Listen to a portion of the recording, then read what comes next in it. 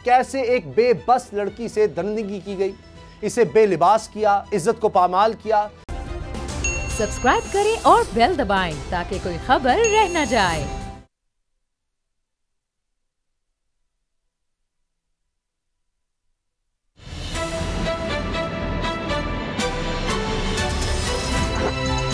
अब पता चला। बिस्मिल्लाहिर्रहमानिर्रहीम, अस्सलाम वालेकुम। मैं हूं मोहम्मद उसामा गाजी और आप देख रहे हैं अब पता चला। बाजी चाहे अतफाल है दुनिया मेरे आगे, होता है शबो रोज़ तमाशा मेरे आगे। मिर्ज़ा गालिब ने यह शेर किन हालात व वाक़यात को देखकर कहा होगा खबर नहीं, लेकिन इस्लामाबाद हिरासती केस में जो नया मोड़ आया है, यह हिरासानी जिस तरह हुई है, इसे देखकर बेसाख्ता ये शेर याद आ गया, बल्कि दिल जल सा गया है। इसमें कोई शक नहीं कि जब हम अपने इर्द गिर्द नज़र दौड़ाते हैं तो इस शेर की अमली सूरत गरी हर जगह नजर आती है, ऐवान इख्तिदार में और मुल्क के हर कूचा और बाजार में। क्या आपने नहीं देखा? अमीर की हंसी, गरीब की बेबसी, निज़ाम की बेहिसी क्या क्या तमाशे दिखाती है, मजलूम को ही मुजरिम बनते क्या आपने नहीं देखा? यही रोटी चोर को जान से मार दिया जाता है, अरबों के डाके मारने वालों को रहनुमा चुना जाता है, क्या आपने नहीं देखा? यहाँ दरिंदगी के, शर्मिंदगी के, हैवानियत के, शैतानियत के मुर्तकिब कैसे कानून की आंखों में धूल झोंक कर बाइज्जत बरी हो जाते हैं, सर्टिफाइड शरीफुन नफ्स करार पाते हैं, क्या आपने नहीं देखा? इस्लामाबाद हिरासानी केस में दरिंदगी का जो खेल खेला गया, कैसे एक बेबस लड़की से दरिंदगी की गई, इसे बेलिबास किया, इज्जत को पामाल किया। यह मंजर सोशल मीडिया पर वायरल वीडियो के जरिए ना सिर्फ पूरी दुनिया ने देखा, बल्कि अगर किसी को भी कहा जाए तो वो इन दरिंदों को दुरुस्त तौर पर शनाख्त भी कर सकता है। लेकिन हाय इस निज़ाम की बेबसी पर, जो सब कुछ देखकर भी, सबूतों के होते हुए भी उस्मान मिर्जा जैसे दरिंदों के हथकंडे समझ नहीं पाता, जिसकी कमजोरी की वजह से मजलूम जालिम को मुआफ करने पर मजबूर कर दिया जाता है। इस केस में जुल्म और दरिंदगी का निशाना बनने वाली लड़की ने बयान क्यों बदला? क्या इसके पूरे खानदान की जान को खतरा था, कत्ल की धमकियां दी गई, या फिर पैसे और दबाव के जरिए सुलह का चक्कर चलाया गया? ये राज भी जल्द खुल जाएगा। लेकिन इस सारे मंजरनामे में जो अच्छी बात है, अब रियासत खुद मुद्दई बन गई है। वज़ीर आज़म ने कहा है कि शहरियों के हुकूक का तहफ़्फ़ुज़ हुकूमत का बलीन फ़र्ज है। रियासत हर सूरत इन केसेस की पैरवी करके मुल्ज़िमान को सख्त सजाएं दिलवाएगी। ये बात खुशाइंद है, लेकिन देखें नोटिस लेने की बजाय निज़ाम कब बदलता है, जब मजलूम को इंसाफ के लिए किसी के नोटिस की ज़रूरत ना पड़े। अल्लाह करे वो दिन भी पाकिस्तानी जल्द देखें। आगे बढ़ते हैं, अपोजिशन की सियासी हलचल मचाने की तैयारियों पर बात करते हैं। बाबर डोगर गुलाम मुर्तज़ा मेरे साथ हैं। बाबर डोगर साहब, आज वज़ीर आज़म ने दौरा भी किया है ISI हेडक्वार्टर का, और इसके साथ दूसरी तरफ अपोजिशन की तैयारियां हैं हुकूमत गिराने की। मुशावरत कहा जा रहा है जी मुकम्मल हो गई है, लेकिन एक तरफ लॉन्ग मार्च की भी तैयारियां हैं, दूसरी तरफ इन हाउस तब्दीली की भी तैयारियां हैं। ये बैक वक्त दोनों तरफ महाज कैसे? उसामा साहब, प्राइम मिनिस्टर आज ISI के ऑफिस में गए, हेड ऑफिस में गए। ऐसे वक्त में जब अपोजिशन जो है वो अदम एतमाद लाने की बातें कर रही हो, मिनी बजट आपने पेश करना है, वो उस पर वोटिंग रखवाई गई हो, तो उस वक्त वज़ीर-ए-आज़म का दौरा जो होता है उसकी एक सिग्निफिकेंस होती है कि जनाब एक तासुर देने की कोशिश होती है कि शायद सारा कुछ एक ही पेज पर है। बल एक पेज पर है या नहीं है इसका तो अभी कोई पता नहीं है, क्योंकि बहुत सारे डाउट्स हैं।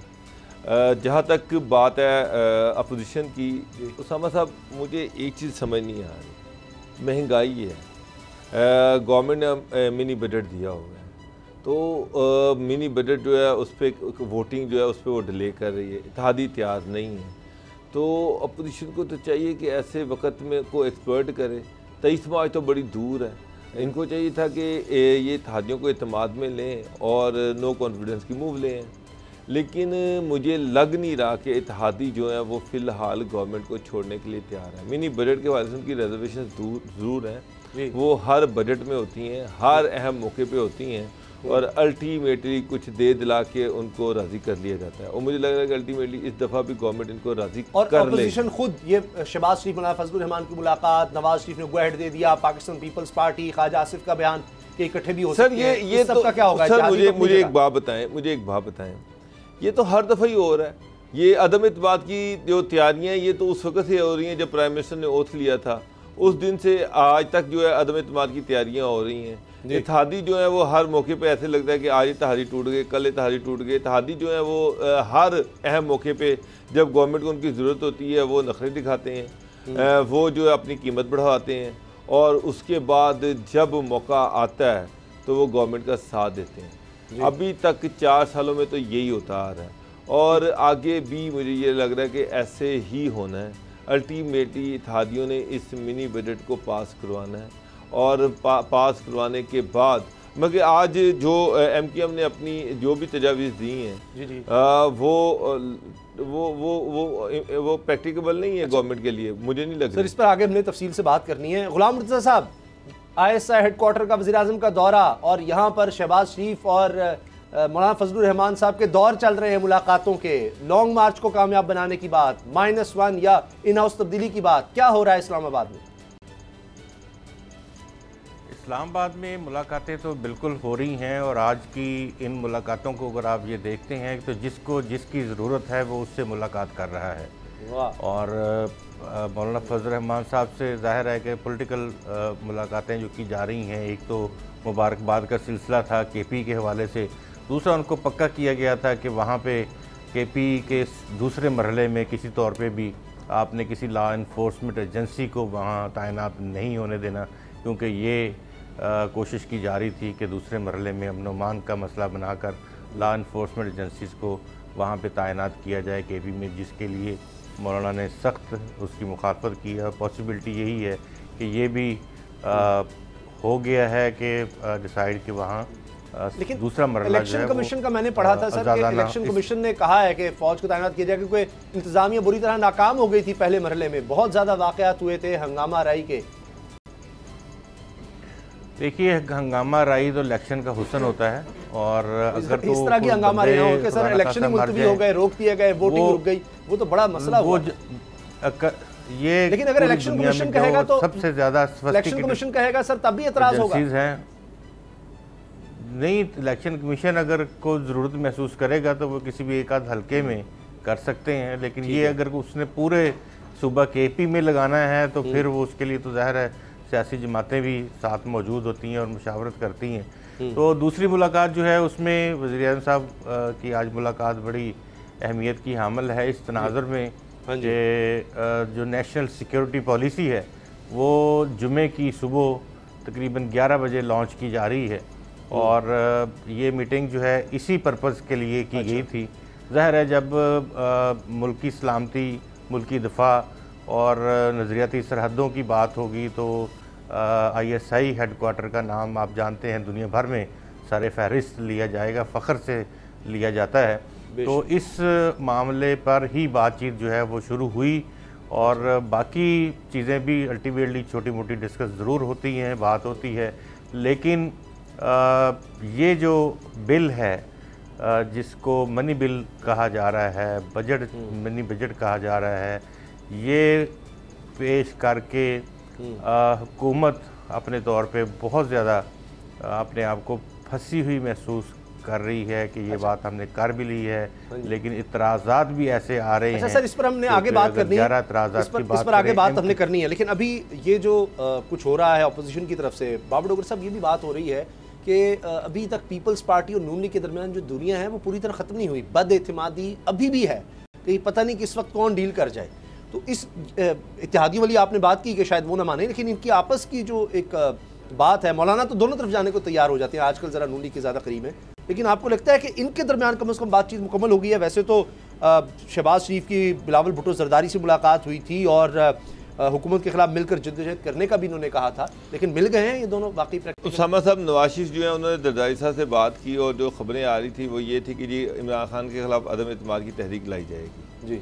अब मौलाना फजलुर रहमान जो है वो अड़े हुए हैं लॉन्ग मार्च पे, उनको बड़ी ज़ोर से लॉन्ग मार्च आया हुआ है, वो अदम एतमाद की तरफ उस तरह से नहीं जा रहे जिस तरह से वो लॉन्ग मार्च करना चाह रहे हैं।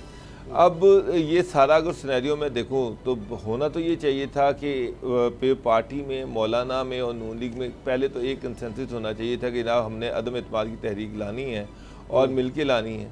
उसके बाद ये तीनों पॉलिटिकल पार्टी जो थी ये इत्तेहादियों से बात करती, ये काफ लीग से बात करती, DDA से बात करती, MQM से बात करती, तो अदम एतमाद की तहरीक तो तभी पॉसिबल है अभी तो ये तीनों खुद सेम पेज पे नहीं आए, एक पेज पे नहीं आए। अभी तो इन्होंने तीनों ने मिलकर खुद कोई फैसला नहीं किया।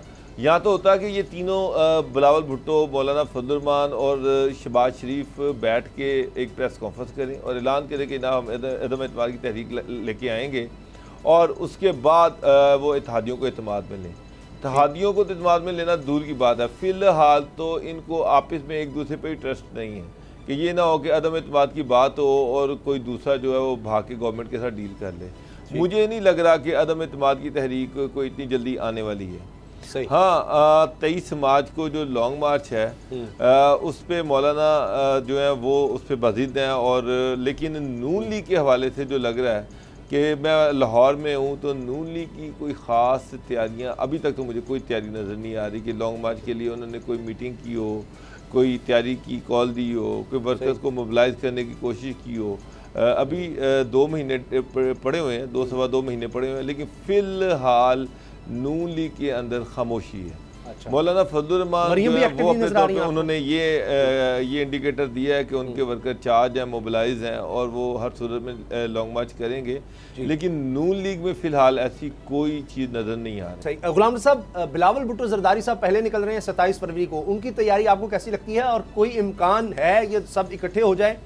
क्योंकि अगर ये इकट्ठे होते हैं, एक ही दिन डिसाइड करते हैं, फिर तो समझ आएगी कि जी अदम एतमाद क्योंकि तहरीक की भी कामयाबी हो सकती है कि जब ये एक दिन वहाँ भी निकल रहे हैं, अदम एतमादी दोनों तरफ से प्रेशर ला रहे हैं। अभी पता नहीं कि दोनों काम ये इकट्ठे कैसे करेंगे। एक तरफ अगर जाएँ तो ज़्यादा शायद बेहतर हो। आप इस बारे में क्या कहते हैं कि अगर ये इकट्ठे नहीं निकलते तो इसका मतलब है ये अदम एतमाद की तहरीक भी नहीं ला सकते? अभी अदम एतमाद की जो सूरत हाल है उसमें पाकिस्तान पीपल्स पार्टी, पाकिस्तान मुस्लिम लीग नवाज़ और पाकिस्तान जमीयत उलमा इस्लाम पाकिस्तान जो है, उनके राब्ते आपस में इस हवाले से बहुत स्ट्रॉन्ग हैं, मजबूत हैं। अगर वो चाहेंगे तीनों पार्टियां, तो ये बिल्कुल तयशुदा अमर है कि वो इस तहरीक को नाकाम बनाने की पूरी सकत रखते हैं, पूरी तरह से वो इसको नाकाम बना देंगे। लेकिन इनमें से एक जमात इससे पहले भी इन सब को साथ मिल के उसके बाद फिर हुकूमत का साथ देकर 1-2 दफ़ा पहले अपना आप अलहदा इनसे साबित कर चुकी है। सामने पॉलिटिकल जमातों के साथ होते हैं, लेकिन अंदरूनी खाना वो हुकूमत को सपोर्ट किया उन्होंने जी, और हुकूमत को रास्ता दिया। तो अब भी कोशिश हुकूमत की जानिब से भी जारी है कि किसी को अपने साथ इस तरह से मिला लिया जाए। आप देखें कि बयानबाजी इमरान खान साहब की अब उस तरह से पीपल्स पार्टी की जानिब नहीं आ रही है जिस तरह से इससे पहले आती रही है। तो दूसरी तरफ से बयानात सिर्फ बिलावल भुट्टो के आ रहे हैं। तो ये पॉसिबिलिटी तो है कि अगर तीनों जमातें मिलकर चाहती हैं तो वो एक ही जिस्त में हुकूमत को वहाँ से नाकामी से 2-4 कर सकती हैं मनी बिल के ऊपर। अच्छा। लेकिन लगता यही है कि इनमें से एक आध जमात जो है उसको हुकूमत मैनेज कर जाएगी, और अगर मैनेज कर जाती है तो फिर वही रिज़ल्ट होंगे जो चेयरमैन सेनेट के इंतखाब में आए, जो यूसुफ गिलानी साहब के हारने की वजूहात बने। वो काफ़ी सारी चीज़ें आपके सामने पहले से मौजूद हैं। अब जो कि मिनी बजट जो है सारा फोकस इस पे है, यहाँ तक कि जी हुकूमत रहेगी जाएगी, इसकी भी बातें हो रही हैं। अब बाबर डोगर साहब, आपने ये कहा है कि जी इत्तेहादी किसी न किसी तरह साथ आ जाएंगे, या ये जो एतराज़ात हैं ये तो हुकूमत किसी तरह मान ही नहीं सकती जो MQM के हैं। क्यों आपको लगता है हुकूमत नहीं मान सकती? वो कहने 11 नुकात हैं, 11 तजावीज़ हैं, इस पर आप आ जाएँ। जिस तरह के टैक्स आप लगा रहे हैं, मसलन हुकूमत को शेखरोनोश, कॉटेज इंडस्ट्री, सोलर पैनल, अस्पताल की मशीनरी को, ताकत वाले इंजन वाली कारों, ये जो छोटी गाड़ियाँ यानी मोबाइल फ़ोन्स और इस समय दीगर अशिया पर टैक्स लगाने पर तनकीद। सामा साहब मेरी बात सुने, ये जो गवर्नमेंट मिनी बजट लेके आ रही है ये वही बजट है जो IMF से अप्रूव्ड है, और टैक्सेशन का सिस्टम जो उनसे डिस्कस करने के बाद ये सारा कुछ लाया जा रहा है। अब MQM ये कह रही है कि आप ये टैक्सेशन सिस्टम ना करें, आप अपने वज़रा के अखराजात कम करें और अपने अखराजात कम करें। तो मैं तो इस पर बड़ी दफ़ा मैं तो पहले ये बड़ी दफ़ा कह चुका हूँ कि हुकूमत के अंदर जो करप्शन चल रही है, जो हुकूमत के अंदर माफियाज बैठे हुए हैं, जिस तरह से वो कार्टल्स का तहफ़्फ़ुज़ कर रहे हैं, अगर गवर्नमेंट जो है वो इन कार्टल्स को तोड़ दे और जो टैक्सेशन है वो ऊपर से स्टार्ट करे, बजाय कि आपने GST लगा दिया जिससे एक आम आदमी जो है वो मुतासिर होगा, स्टेट नहीं मुतासिर होगा, वो अल्टीमेटली आम आदमी की जेब से जाना 17% जो है, तो मसला ही हल हो जाता। लेकिन इमरान खान साहब जो है, मैंने उनका एक चीज़ देखी है कि उनका फोकस जो है ना वो सिर्फ आम आदमी की जेब से पैसे निकलवाना और टैक्स निकलवाना है। उनका फोकस ये नहीं है कि जो इनके इर्द गिर्द जो खरबपति लोग बैठे हुए हैं और जो खरबों से खरबापति हो गए हैं उनकी तरफ नहीं देखते, बल्कि आम आदमी को तो ये कहते हैं कि पाकिस्तान अभी भी एशिया का सस्ता तरीन मुल्क है, मगर इससे ज़्यादा नमकपाशी नहीं हो सकती। एक तरफ आप 17% GST लगा रहे हैं, आप उस पर टैक्स लगा रहे हैं, आम आदमी को उसकी इनकम बढ़ी नहीं, डॉलर महंगा हो गया, महंगाई का एक तूफ़ान है, सैलाब है, उसके ऊपर मज़ीद टैक्सेशन लगाई जा रही है और फिर साथ ये कहा जा रहा है कि पाकिस्तान अभी भी सस्ता तरीन मुल्क है। तो भाई फिर ऐसे करें कि उनकी सैलरियाँ बंद कर दें, जो सरकारी मुलाजमीन उनकी सैलरियाँ बंद कर दें और कहें कि जनाब ठीक है, आप उसके बाद भी फिर यही कहेंगे कि जनाब पाकिस्तान दुनिया का सस्ता तरीन मुल्क है, आपको टेंशन लेने की ज़रूरत ही नहीं है। अच्छा, ये जो बात है ये बड़ी पॉपुलर तो है कि जी अखराजात अपने कम करें, वज़रा के वो MQM के वज़रा भी हैं, लेकिन ये तो 5% भी नहीं है जो वज़रा पर खर्च होता है। मैं इस हक़ में हूँ गुलाम साहब कि जी बिल्कुल कम होने चाहिए, तनख्वाहें कम कर दें। यहाँ तो मेम्बरान असम्बली कहते हैं हमारी तनख्वाह और बढ़ाओ,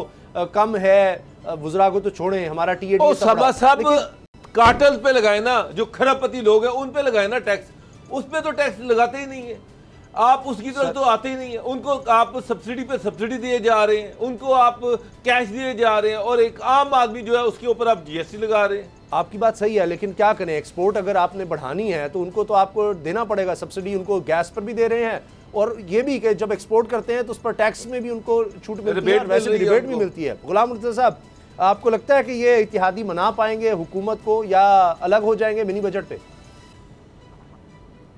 हुकूमत का बहुत मुश्किल में है इस वक्त। मैं बिल्कुल आपको बड़ी एहतियात के साथ ये बात जो है वो बता रहा हूँ।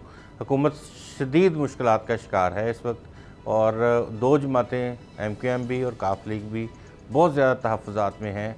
अब कोई हाथ पकड़ के उनको साथ ले जाए तो वो तो बिल्कुल फिर वो जिस तरह से आप पहले भी बात हो चुकी है कि वो तो हो जाएगा, लेकिन अगर किसी ने उंगली ना पकड़ी या ना खींचा तो मेरा जो इस वक्त तक थोड़ी बहुत जगहों पे जो राब्ते हैं मुख्तलिफ सियासी रहनुमाओं से, उनका तो यही मानना है कि ये बजट जो है ना ये हुकूमत के लिए गले की हड्डी बन जाएगा। अच्छा। और बड़ी मुश्किल में इस वक्त बड़ी मुश्किल में है हुकूमत। जब तक वो इस बजट को मैनेज नहीं कर लेती है तो उस वक्त तक उनकी मुश्किल जो है वो हल नहीं होने वाली।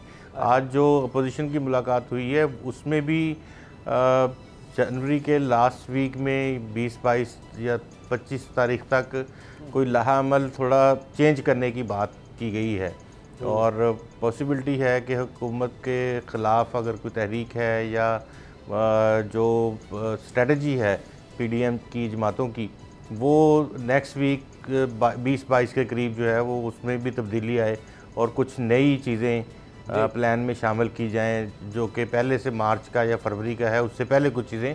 अच्छा। जैसा बिलावल भुट्टो साहब ने फरवरी में बोल दिया और वो मार्च का जो बोला है मौलाना फजल मान साहब ने, तो ये 20-22 जनवरी को ही कुछ कोशिश की जाए कोई नया लाहा अमल देने की और ये PDM दे देगी।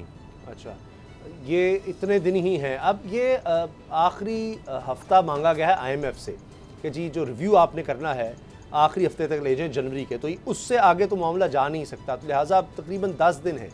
बाबू डोगर साहब, इन 10 दिनों में हुकूमत क्या करेगी?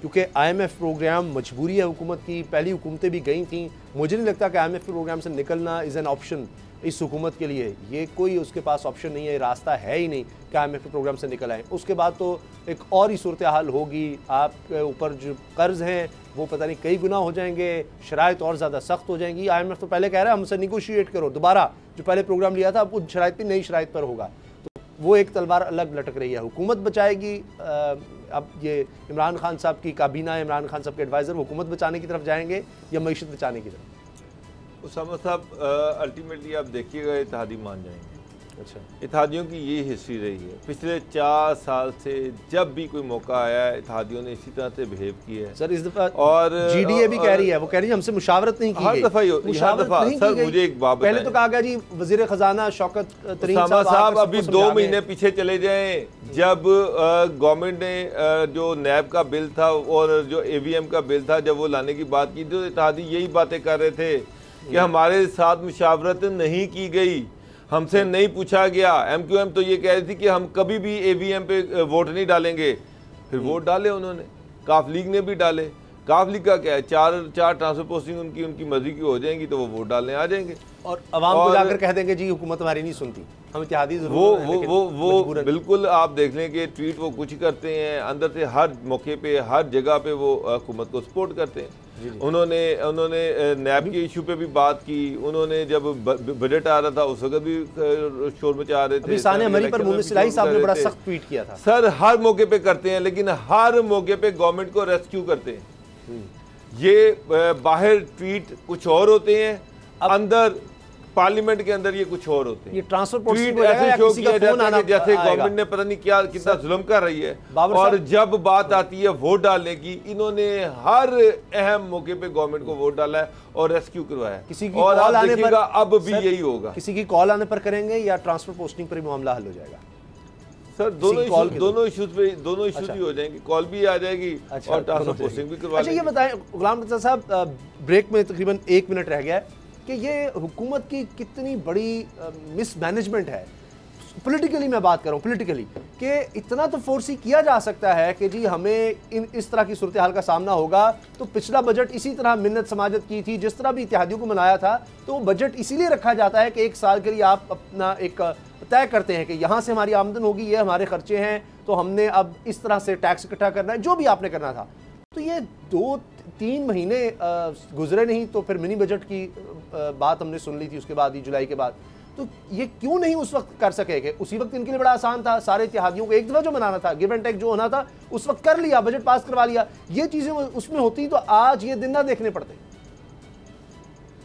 ये लैक ऑफ प्लानिंग इसको भी हम कह सकते हैं, और दूसरी ये जो इकॉनमी का रिसेशन है इसकी भी वजूहात हैं, और जो मुख्तलिफ अशरा सूद का बढ़ना, जो ये बार बार जिक्र करते हैं कि हमारे इक़्तिसादी इशारे बहुत मजबूत हैं, वो आप बजट खसारे के साथ उसको देख लें तो ट्रेड डेफिसिट के साथ देख लें तो अभी वो सूरत हाल है कि जो इनकी प्लानिंग थी कि इतना हमने इकट्ठा करना है टैक्स, FBR उसको यानी उस रिकॉर्ड को तोड़ रहा है कि उससे 20% 30% ज्यादा टैक्स इकट्ठा हो रहा है 3-3 महीने में।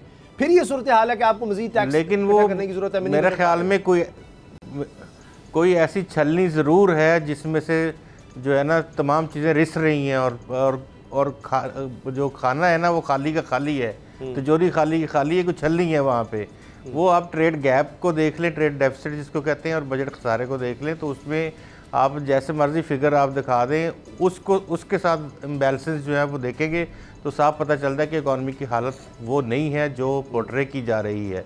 इसी वजह से हमें महीने इस तरह के मिनी बजट्स या SROs या इस तरह के फैसले करने पड़ रहे हैं, जिससे लोगों एक तरफ तो ये है लेकिन हुकूमत में भी है best way of defence is to attack. तो अब नवाज शरीफ की वापसी के लिए शहबाज शरीफ साहब के खिलाफ केस दायर करने के फैसले के अलावा एक और काम भी हुकूमत करने जा रही है। ब्रेक के बाद बताते हैं।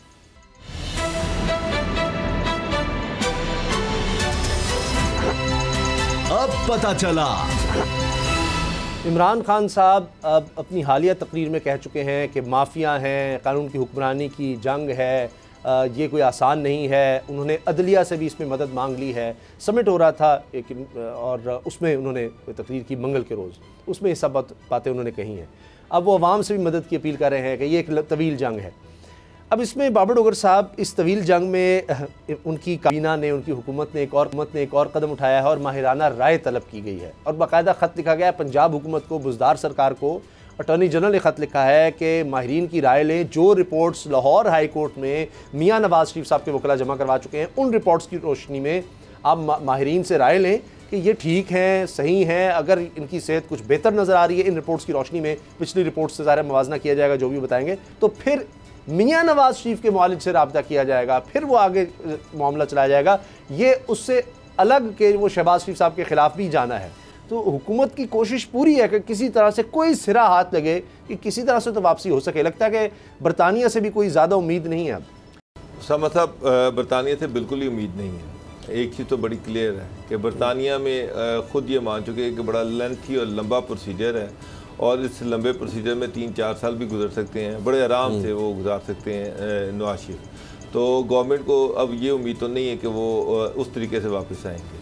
असल में ये सारा मामला सियासी है, ये ज़्यादा सियासी अदाकारी की जा रही है कि देखिए हम नवाज शरीफ को वापस लाने की कोशिश कर रहे हैं, जबकि गवर्नमेंट को भी पता है कि नवाज शरीफ की वापसी मुमकिन नहीं है।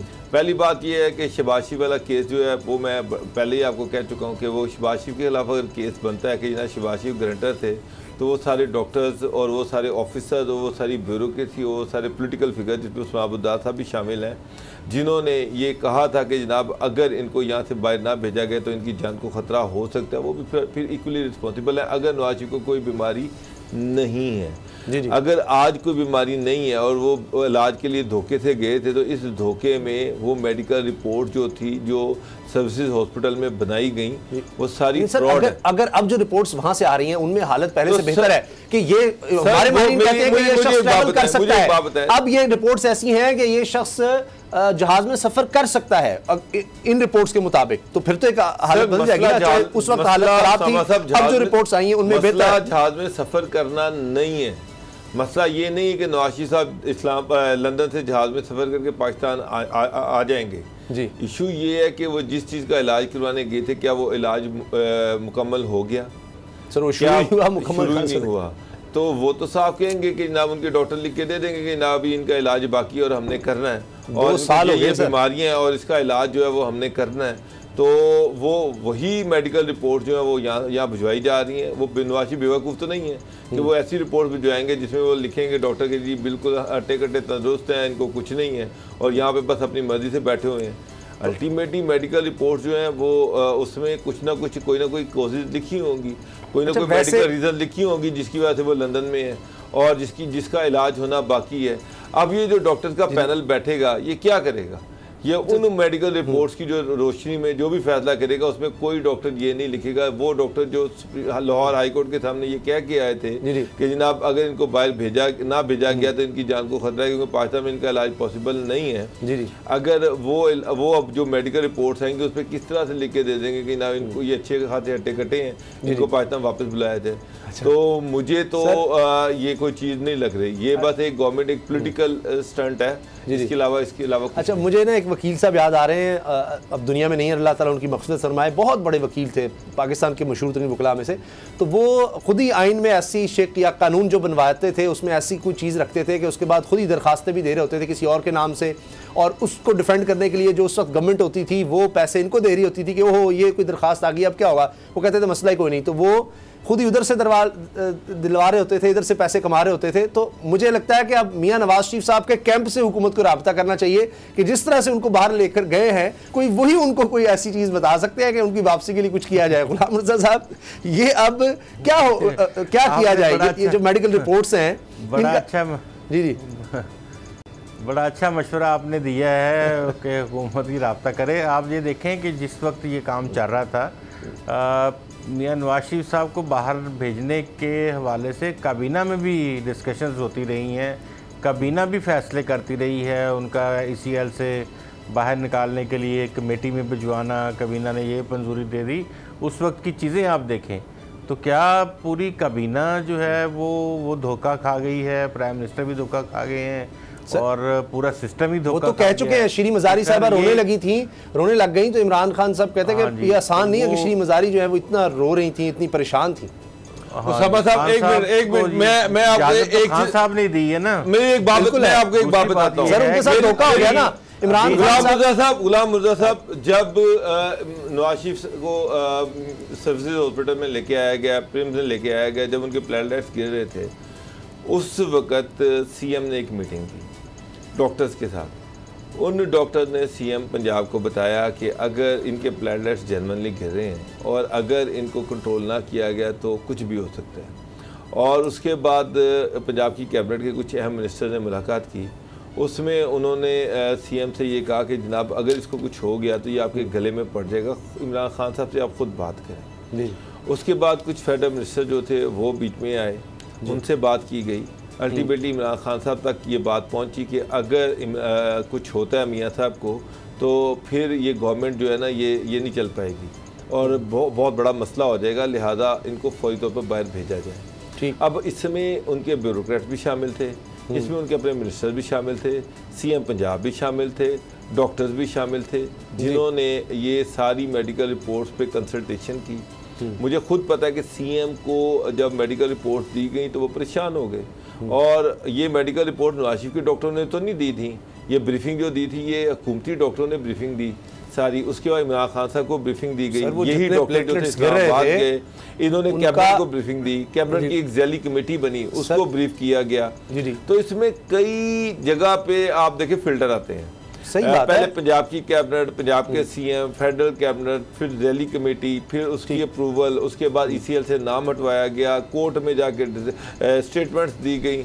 कोर्ट जब ये कन्विंस हो गई कि डॉक्टर्स की स्टेटमेंट के बाद कि इनका बाहर जाना जरूरी है, उसके बाद उन्होंने मियां नवाज शरीफ को बाहर भेजा। सही। हाँ, कोर्ट में ये हुआ कि उन्होंने एक साथ ये कर दी कि अगर वो बाहर से वापस नहीं आते इलाज के बाद तो उस समय शहबाज शरीफ से गारंटी ली गई, लेकिन वो एक एस्पेक्ट है। बाकी सारी जो चीजें हैं अगर आप उनको देखा जाए तो फिर तो उस वक्त तो government, federal government, provincial government, bureaucracy, doctor सारे एक पेज पे थे। मियां साहब को बाहर नहीं भेजा जाता तो उनको कुछ भी हो सकता है।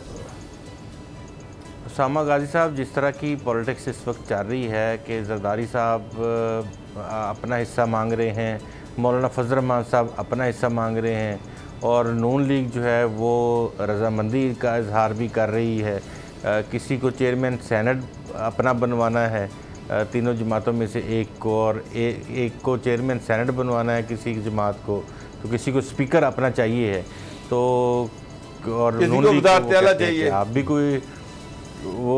भी कोई डिसीजन कर लें।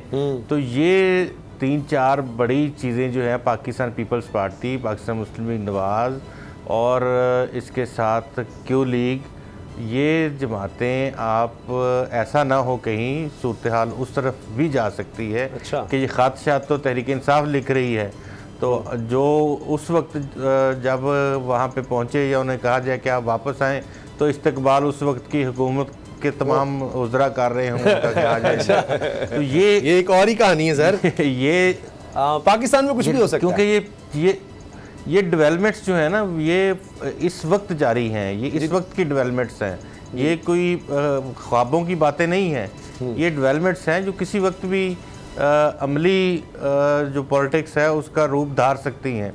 और ये कोई मसलन हफ्तों की बात है ये। अच्छा। कि हफ्तों में सूरत हाल इस तरह की हो जाए कि ये लेटर लिखे हुए हों और वो कहें कि जी मुझे तो बुलाया गया था तो मैं आ रहा हूँ जी। अच्छा। और आगे जनाब सारे इंतजार करने वाले बाहर खड़े हों हार लेके कि आ जाएं। अच्छा, एक मिनट रहता है ब्रेक में। इसमें जो बाबर साहब ने बात की, आप भी बात करते हैं कि जी इमरान खान साहब के साथ क्या होगा। मैं उनका एक इंटरव्यू देख रहा था तो इमरान खान साहब कहते हैं जी मेरे में कमज़ोरी ये है या एक बुरी आदत ये है कि मैं एतबार कर लेता हूँ, हत्ता कि मैं इसको छोड़ना चाहता हूँ, लेकिन फिर भी कोई आके कोई बात कहता है तो मैं कहता हूँ अच्छा ये जब कह रहा है या इस पर एतबार कर लेना चाहिए। तो पता नहीं उनके साथ ये हो गया कि रिपोर्ट्स ऐसी हैं, प्लेटलेट्स ने गिरे सर, हार्ट का पेशेंट, गुर्दों का पेशेंट और पता नहीं उनको कितनी बीमारियां, नवाज शरीफ साहब को अल्लाह उनको सेहत दे, तो उसके प्लेटलेट्स ऐसे शख्स के गिरे तो वो तो कमाल ही है कि वो उसको मतलब बगैर ट्रीटमेंट के इतना अरसा वो गुजारे।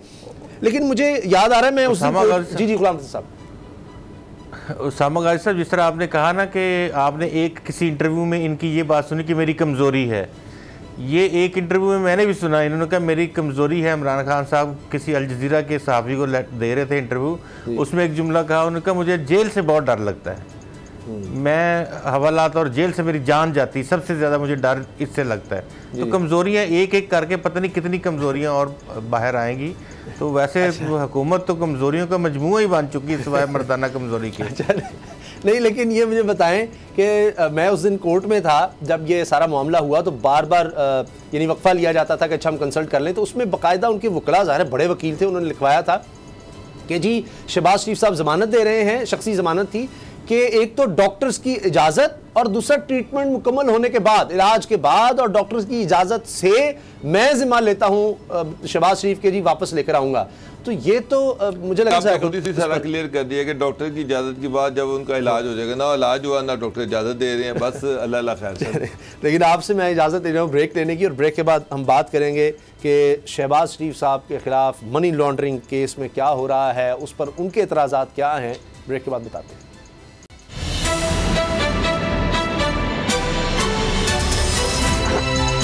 अब पता चला शहबाज शरीफ साहब भी तंग आ गए हैं अपने खिलाफ केसेस से, और वो ये दरख्वास्त ले गए हाई कोर्ट में, और उन्होंने कहा है कि जी मेरे खिलाफ FIA जो कार्रवाई कर रहा है उसको रोका जाए, और इसमें कौमी इंतसाब ब्यूरो और वफाकी तहकीकाती इदारे FIA को फरीक भी बनाया गया है कि जी एक ही इल्ज़ाम है, कभी नैब में मुझे बुला लिया जाता है, कभी इधर, हमारे तो कोई इस तरह का कोई अकाउंट ही नहीं है, कुछ ऐसा नहीं है। लेकिन उनकी बेटी और दामाद, इनको भी इश्तिहारी करार दे दिया गया है। एहतसाब अदालत ने इनके खिलाफ कार्रवाई आगे बढ़ाई है।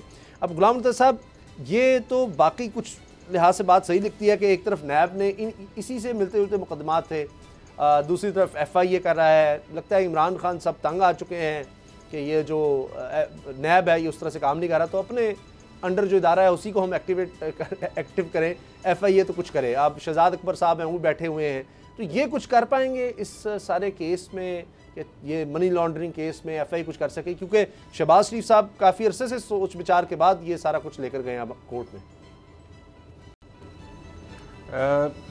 जो होते हैं फैक्ट्स किसी भी केस के, या अगर हम लॉ की बात करते हैं तो ये अवेलेबिलिटी है, सहूलत मौजूद है लॉ में कि वंस मैटर डिसाइडेड और investigated can not be reopened. ये मौजूद है, कानून की गुंजाइश मौजूद है। एक मामले का एहतसाब या एक मामले का जो फैसला है या एक मामले की जो तहकीकात हैं वो एक ही जगह पे हो सकती हैं। हाँ, ये तो हो सकता है कि सिमिलर क्राइम्स जो हैं उनको क्लब कर दिया जाए, अगर कोई ऐसी कोई चीज़ है तो उनको इकट्ठा कर लिया जाए और उसकी तहकीकात या एक में सज़ा हो जाए या जज़ाब हो जाए या जान छूट जाए, तो उस मामले को दोबारा नहीं फैसले के बाद तो दोबारा नहीं। ठीक है, तो ये मैटर ऑफ फैक्ट जो है, ये क्वेश्चन ऑफ लॉ है, तो उसके मुताबिक दरख्वास्त तो उनकी दुरुस्त है कि ये मैटर्स इसी तरह के टाइटल उनके हैं, इसी तरह की चीज़ें उनमें शामिल हैं जो एहतसाब अदालत के केसेस हैं, और इसी तरह के FIA के हैं। तो ये एहतसाब नहीं है, बल्कि ये शायद उनको घसीटी ज़्यादा नज़र आती है एहतसाब की।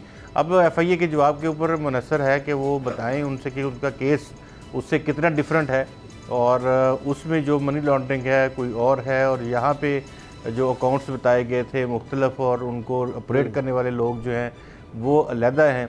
तो फिर अलाउ हो जाएगी दरख्वास्त, FIA को कह दिया जाएगा कि आप फर्दर प्रोसीड करें। और अगर FIA ने के पास वो शवाहिद नहीं है और सेम चीज़ें हैं जो इससे पहले एहतसाब अदालतों में ज़ेर गर्दिश हैं, तो फिर तो ज़ाहिरी बात है कि अगर एक एजेंसी नैब जो है वो उन्हीं चीज़ों की तहकीकात कर चुकी है, तो फिर दूसरी एजेंसी क्या उसमें से निकाल सकती है। तो ये उनका वैलिड पॉइंट है। और दूसरा, लेकिन आप उनके सामने दूसरी तरफ उनके दामाद और उनकी बेटी हैं, तो वो पेश ही नहीं हुए अपने हवाले से जो केसेस थे, तो वो तो इश्तहारी हो गए हैं। ज़ाहिर है कि अब इश्तहार के बाद उनकी मनादी उनकी हो गई है कि वो अदालत में पेश नहीं हो रहे, तो उनको अब केस ये इनका भी खुले लाइन में चला जाएगा, क्योंकि जब तक वो सरेंडर नहीं करेंगे तो केस आगे नहीं चलेगा। तो ये भी एक जो टैक्टफुल तकरीबन काम किए जाते हैं पॉलिटिकल केसेस में, उसमें यही होता है कि जो क्लाइंट बाहर चले जाते हैं, मुजरमान हो मुलजमान हो, उनका भी इसलिए बंद करने का तरीका होता है इश्तिहारी हो जाए और केस बंद।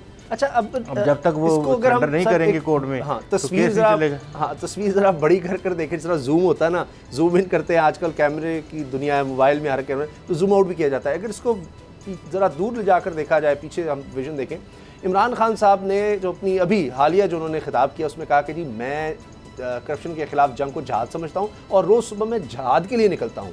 अब वो जिस चीज़ को जहाद समझ रहे हैं उनकी नज़र में होगा, और बहुत लिहाज से ठीक है, अगर ये करप्शन नहीं होनी चाहिए, कोई माशरा दीन के लिहाज से अखलाकियात की इजाज़त नहीं देता, बड़ी अच्छी बात है। लेकिन इतना एक शख्स सोचे, इतना मोटिवेटेड हो और उसको रिजल्ट न नज़र आ रहा हो, तो वो कर्ब की कैफियत तो ठीक है, फिर वो कभी कहते हैं ख़त लिखो, कभी कहते हैं रिपोर्ट्स देखो, कुछ करो। उनको समझाया जाता है कि जी इस तरह इकॉनमी सफ़र कर रही है, मामलात नहीं पार्लियामेंट के चल रहे, दीगर मसाइल हैं, आपका नो कॉन्फिडेंस। वो कहते हैं नहीं, इनको तो मैंने छोड़ना ही नहीं है। तो बाबर डोगर साहब, ये 1.5 साल रह गया, इसमें कोई अच्छा जहाद में कोई जीत मिलेगी इमरान खान साहब को? कोई एक पता लगे जनाब सलाखों के पीछे? करप्शन के खिलाफ लड़ाई नहीं, ये खौफ है, ये अंदर का डर है। शहबाज शरीफ का डर है कि नवाज शरीफ और मरियम तो डिस्क्वालीफाइड हैं, शहबाज शरीफ जो है वो अगला प्राइम मिनिस्टर का कैंडिडेट है और बड़ा स्ट्रॉन्ग है, और इमरान खान साहब डरे हुए हैं। वो किसी सूरत में अगर वो इनको अगर कन्विक्शन करवा लेते हैं, लेट्स सपोज, क्या उनके पास उम्मीदवार तो नहीं खत्म हो जाएंगे नून लीग के पास? शायद तो ये एस्टैब्लिश कर देंगे ना, देखिए ये भी करप्ट था और इसको मैंने सजा दिला दी, अभी तक उनको सजा तो नहीं हुई, तो ये कह देंगे, ये एस्टैब्लिश कर देंगे कि जनाब ये कोई अदालत से फैसला आ गया तो कह देंगे हमने कहा था ये करप्ट है और ये साबित हो गया। असल चीज़ ये है, मैंने आपसे पहले भी कई दफ़ा कहा कि ये गवर्नमेंट की पॉलिसी थी, इमरान खान की ये पॉलिसी थी कि इकॉनमी इनसे संभली नहीं, इकॉनमी का बेड़ा गर्क हो गया और इनके पास आखिरी हथियार यही था कि इस स्लोगन पे इलेक्शन लड़ना है कि जनाब देखिए नवाज शरीफ और शहबाज शरीफ और ये पूरा खानदान टोटली करप्ट था, इन्होंने मुल्क का बेड़ा गर्क किया और उसके बाद ये है कि इकोनॉमी इन्होंने तबाह की और ये 24 साल की स्ट्रगल छोड़ दें 24 महीनों की वजह से, 24 महीने में नाकामी हुई है तो 24 साल की स्ट्रगल, वो ये कहते थे कि ये दोनों खानदान करप्ट हैं, ये नूरा कुश्ती है, मैं इनके खिलाफ कहते हैं लोगों ने वोट इसलिए दिया मुझे इनके खिलाफ वोट मिला है, इनको इनकी करप्शन रोकने के लिए वोट मिला है, इनको सजाएं दिलवाने के लिए वोट मिला है। एक चीज तो ये साबित नहीं कर सके, नवाज शरीफ इनके हाथों से बाहर चले गए, वो उनका कुछ बिगाड़ नहीं सके और अब ये वावेला करते थे जी करप्ट है, साबित कहाँ पे हुआ कि करप्ट है? अभी भी ये जो केस है, मैं मुर्तज़ा साहब से बिल्कुल एग्री कर रहा हूँ कि एक ही केस, एक ही इन्वेस्टिगेशन 2 अदारे नहीं कर सकते, या वो नैब करेगी या वो FIA करेगी। और शहबाज शरीफ के अभी अगर ये नहीं कर सकते तो सलमान शहबाज वापस आए सर, ये अली इमरान साहब वापस आए, ये फेस करें ना केसेस, ये सारे ये एरा वाले सर मैंने भेजे हैं, किसने लेके आने हैं? आपने लेके आने हैं। और इरा की तो DFID जो थी ना, DFID अगर वो बेगुनाह है तो आ जाए ना। इरा वाले जी गुलाम साहब, इरा वाले मामले की तो DFID ने खुद वजाहत कर दी थी कि उसमें ऐसा कोई गबन नहीं, कोई ऐसी लेकिन मैं आपको एक बात बता दूं सर, गुलाम साहब मैं आपको एक बात बता दूं, देखिए वो मैं आपको बताऊं इसमें एलुजन्स ज्यादा हैं। आप पूरी ये 3-4 साल की आप तारीख देख लें, डे बाय डे हमने इसको एक्सपीरियंस किया है, एलुजन्स हैं सर। वो शहबाज शरीफ वाला सलमान का मामला है, लेकिन इनके दामाद वाली जो बिल्डिंग है वो सर पक्की बात है, वो दामाद वाली बिल्डिंग का पैसा गया हुआ है। एनर्जी डिपार्टमेंट का CFO उस्मान 1 अरब रुपए का एनर्जी डिपार्टमेंट में उसने गबन करता है, उसके बाद उन्हीं पैसों में से 20 करोड़ रुपए का वो मियाँ साहब के जो दामाद हैं उनसे वो एक फ्लैट खरीदता है। फ्लैट जो है वो 4थे फ्लोर पर है, 4थे फ्लोर पे कोई फ्लैट मौजूद नहीं है, MM आलम रोड पे अभी वो बिल्डिंग खड़ी हुई है, उसके 4थे फ्लोर पे कोई बिल्डिंग नहीं है, कोई इमारत नहीं है, 4था फ्लोर खाली है, वो 20 करोड़ रुपए का बेचा जाता है, उस्मान उसको खरीदता है। तो कोई पागल ही होगा जो 20 करोड़ रुपए का एक खाली छत को खरीद देगा, वो भी 4थे फ्लोर पे। ये खरीदी गई है। उस्मान जो है वो एंटी करप्शन की कस्टडी में है, उस पर पर्चा दर्ज हुआ है। उस वक्त शहबाज शरीफ वज़ीर आला थे, मुझे पता है कि उन्होंने अफसरान को बुलाया, उन्होंने अपने दामाद को ये मैसेज भेजा कि तुम ये गवर्नमेंट के पैसे वापस कर दो। ये शहबाज शरीफ ने उनको मैसेज भेजा था जिस पे अली इमरान साहब ने नवाज शरीफ से खफा हो गए थे, शहबाज शरीफ से, और उन्होंने पैसे वापस नहीं किए। ये इसी तरह क्लियर है जिस तरह ये सामने दीवार लगी हुई है कि ये पैसे अली इमरान ने खाए, 20 करोड़ रुपया खाया था उस्मान से, जिसने 1 अरब रुपए का गबन किया था। उसके बाद यही बिल्डिंग का एक फ्लोर जो था वो इलीगली नाजायज तरीके से उस वक्त का एक कंपनी थी, सरकारी कंपनी थी, उसको किराए पे दिया गया, साफ पानी कंपनी को किराए पे दिया गया, जबकि साफ पानी ने कंपनी ने वहां पर कभी भी अपना दफ्तर नहीं खोला और वहां पर करोड़ों रुपया उनसे किराया लिया गया। तो ये सारी चीजें हकीकतें हैं। जी आप देख सकेंगे हेडलाइंस होने वाले हैं। प्रोग्राम देखने का बहुत बहुत शुक्रिया, इजाजत दीजिए, अल्लाह हाफिज।